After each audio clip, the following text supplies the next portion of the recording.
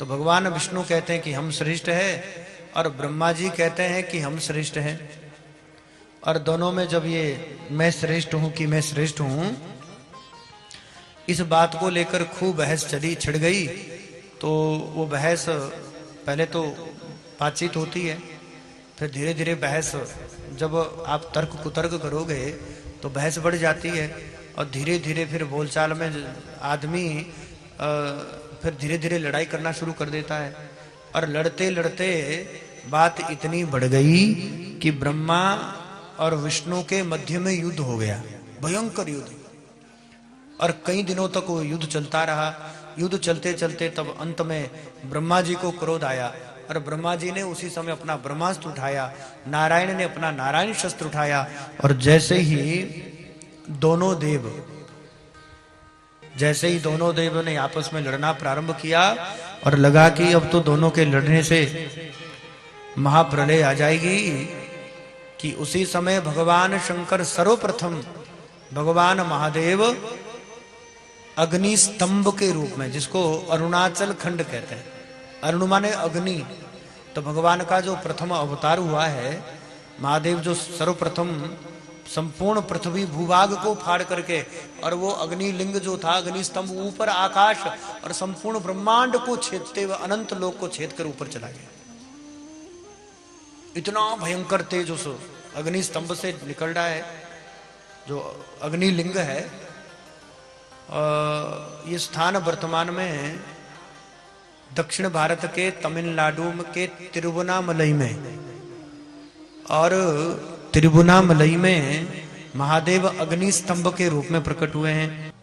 तिरुवन्नामलई में अग्नि लिंग अग्नि स्तंभ के रूप में महादेव प्रकट हुए हैं।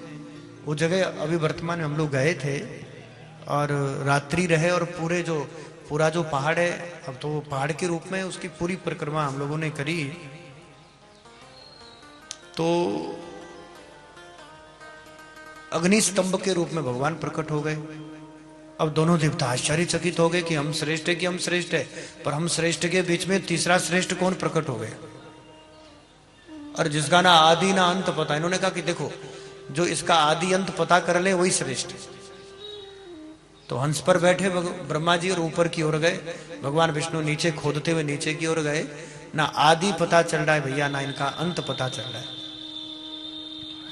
अनंत काल तक ऊपर चलते चलते अंत में केतकी का पुष्प ऊपर गिरा, और केतकी का पुष्प देख करके तब ब्रह्मा जी ने कहा कहां से आ रहे हो?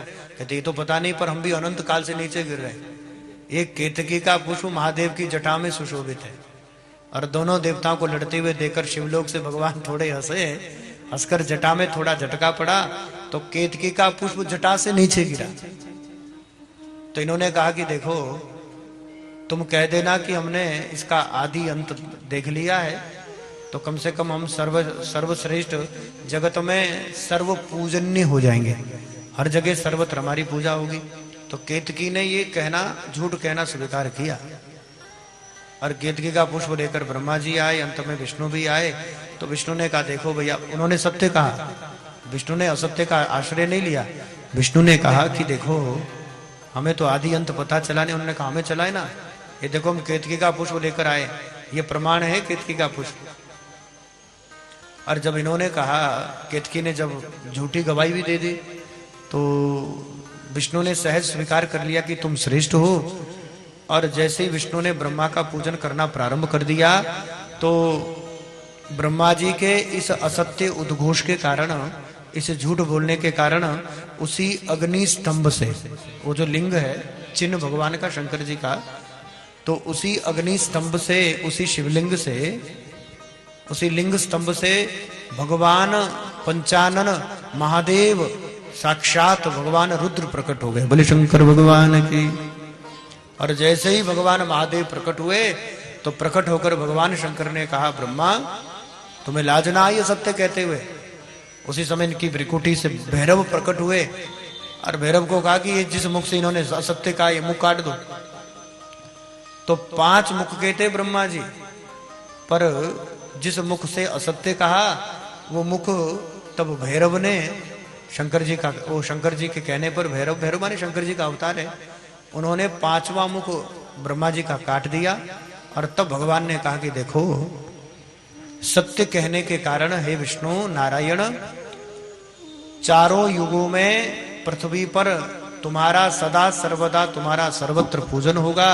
हर जगह तुम्हारे बड़े बड़े मठ मंदिर होंगे, बड़े बड़े दिव्य आलिशान तुम्हारे, और सबसे बड़े भव्य मंदिर जितने भी है भैया, वो भगवान विष्णु के ही हैं। चाहे वो कृष्ण के रूप में हो, चाहे राम जी के रूप में हो, चाहे 12 नरसिंह के रूप में हो। तो पूरी पृथ्वी पर जैसे जहां जहां हमारा पूजन होगा हे विष्णु, वहां वहां सर्वत्र तुम्हारा पूजन होगा। और ब्रह्मा जी का एक भी कोई मंदिर धरती पर नहीं होगा, ना ही ब्रह्मा जी का पूजन होगा।